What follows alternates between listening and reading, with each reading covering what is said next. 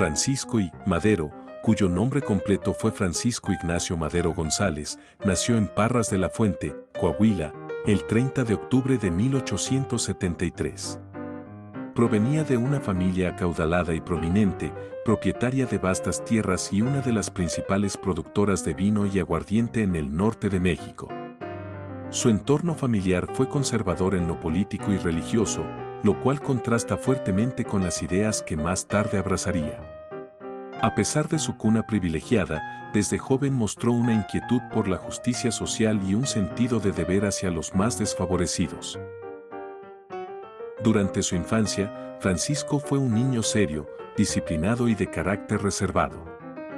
Fue educado inicialmente por tutores privados, y luego estudió en escuelas de Estados Unidos y Francia.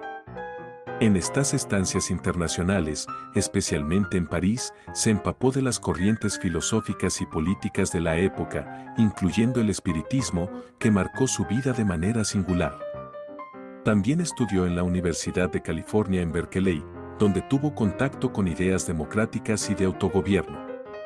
Estas influencias, sumadas a su experiencia directa con la desigualdad social en México, moldearon su pensamiento político y su sentido de responsabilidad.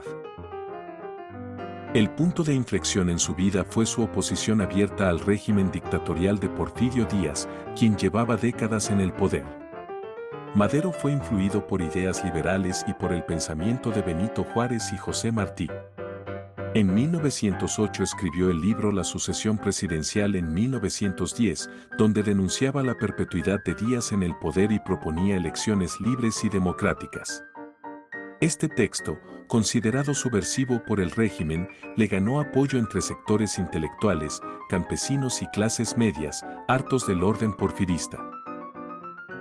Madero fundó el Partido Nacional Antirreeleccionista y se postuló como candidato a la presidencia en 1910. Su campaña fue reprimida por el gobierno y fue arrestado y encarcelado en San Luis Potosí. Desde el exilio en Texas, lanzó el Plan de San Luis, en el que llamaba al pueblo a levantarse en armas el 20 de noviembre de 1910, prometiendo la restitución de tierras y la caída del régimen. Este llamado marcó el inicio de la Revolución Mexicana. En mayo de 1911, tras una serie de levantamientos armados, Porfirio Díaz renunció y Madero fue elegido presidente.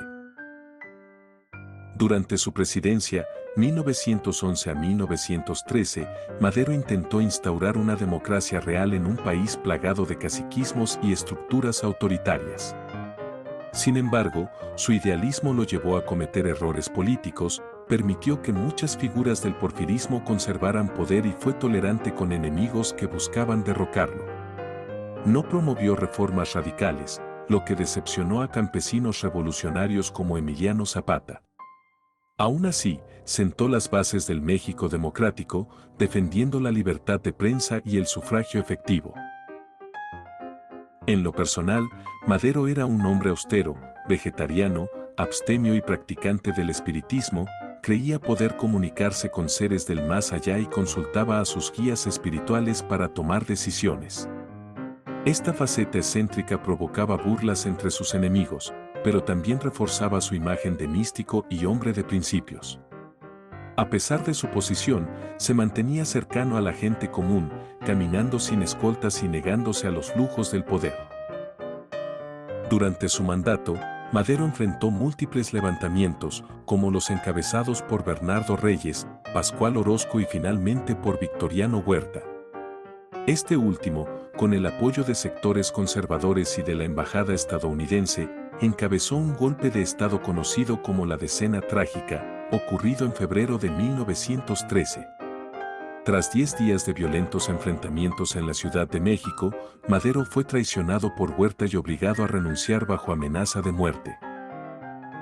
El 22 de febrero de 1913, Francisco I. Madero fue asesinado junto a su vicepresidente, José María Pino Suárez, mientras eran trasladados a la prisión de Lecumberri.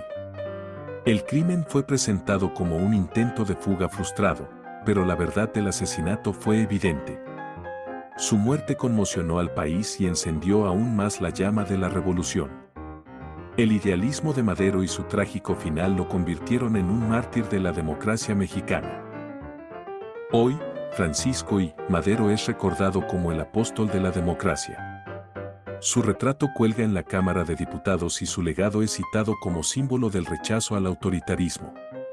Calles, escuelas, monedas y hasta ciudades llevan su nombre. Aunque su presidencia fue breve y turbulenta, su impulso fue fundamental para derribar un régimen de más de 30 años y sembrar las bases del México moderno.